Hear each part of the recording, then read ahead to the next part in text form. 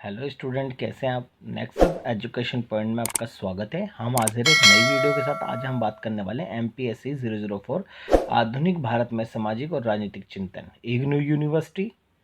Topic है धार्मिक व राजनीति पर स्वामी दयानंद सरस्वती के विचार बताइए। तो बच्चों, स्वामी दयानंद सरस्वती के समाज सुधारक विचार भी आते हैं, मोस्ट वेरी इंपॉर्टेंट है। चलिए शुरू करते हैं। आर्य समाज की स्थापना स्वामी दयानंद सरस्वती ने की। आर्य समाज भारत का दूसरा सबसे बड़ा सुधार आंदोलन था। स्वामी दयानंद सरस्वती वैदिक परंपरा में विश्वास रखते थे। दयानंद सरस्वती, जिनका मूल नाम शंकर था, इनका जन्म गुजरात में 1824 ईस्वी में हुआ।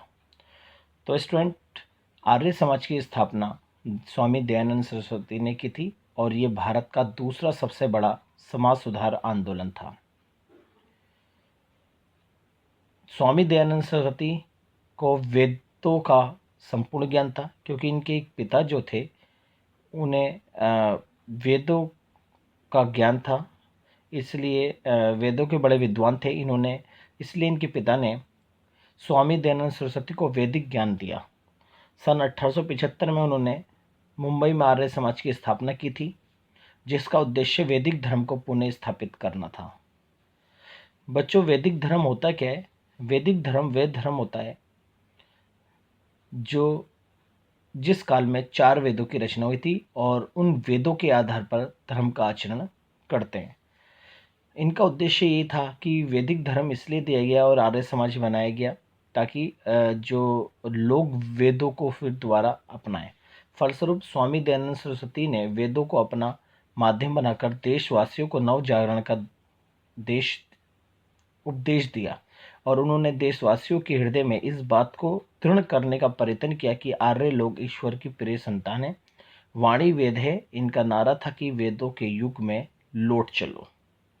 तो दयानंद सरस्वती वेदों के ज्ञानी थे। इन्होंने अपना वेद ज्ञान जो था अपने पिता से लिया था और इनका मकसद था कि समाज में वेदों को पुनर्स्थापित करना था और लोग वेदों के नियमों का आचरण कर सकें। इसलिए इस दिशा में इन्होंने आर्य समाज की स्थापना करी मुंबई में। तो आर्य समाज भी देश का दूसरा सबसे बड़ा सुधार आंदोलन के रूप में स्थापित हुआ। अब देखते हैं स्वामी दयानंद सरस्वती के धार्मिक और राजनीति पर क्या विचार थे। तो पहला विचार था राजतंत्र से प्रभावित। तो स्वामी दयानंद राजतंत्र का सिद्धांत मनुस्मृति से प्राप्त करा था, क्योंकि जो स्वामी दयानंद सरस्वती जो राजतंत्र से प्रभावित थे वो थे मनुस्मृति से, जिनके अनुसार राजा को पूर्ण रूप से धर्म के अधीन होना चाहिए। उन्होंने ऐसे दिग्विजय राजा के आदर्श का समर्थन किया जो अपने धर्म के अनुसार और मंत्रियों के सहयोग से शासन करता है। वेदों में सभाओं और राजाओं के चुनाव का उल्लेख मिलता है। स्वामी दयानंद सरस्वती ने चुनाव प्रणाली के समर्थन करते हुए कहा कि सभा के सदस्यों में जो सर्वाधिक बुद्धिमान है और चतुर हो उसे ही राजा अथवा अध्यक्ष चुना जाना चाहिए। दूसरा पॉइंट है ग्राम गणराज्यों का संघ। जी, स्वामी दयानंद सरस्वती ग्राम गणराज्यों का समर्थन करते थे। इनके अनुसार एक ऐसे विशाल राज्य का निर्माण करना चाहते थे जिनकी इकाई गांव हो। अपने ग्रंथ सत्यार्थ प्रकाश में उन्होंने व्यवस्था दी है कि 2, 3, 5 और 100 गांवों के पीछे एक प्रशासनिक कार्य की स्थापना होनी चाहिए और जिसमें प्रशासनिक कार्य के सुसंचालन की दृष्टि से योग्य अधिकारियों की नियुक्ति होनी चाहिए। एक अधिकारी एक गांव के मुखिया के रूप में काम करे, दूसरा अधिकारी 10 गांवों के मुखिया के रूप में काम करे, तीसरा अधिकारी 20 गांवों के पीछे, चौथा 100 गांव के पीछे, पांचवा हजारों गांव के पीछे कार्य किए। ये ग्राम गणराज्यों का स्वामी दयानंद सरस्वती ने समर्थन करा। नेक्स्ट पॉइंट है अहिंसा का समर्थन। गांधी जी अहिंसा के प्रबल समर्थक थे।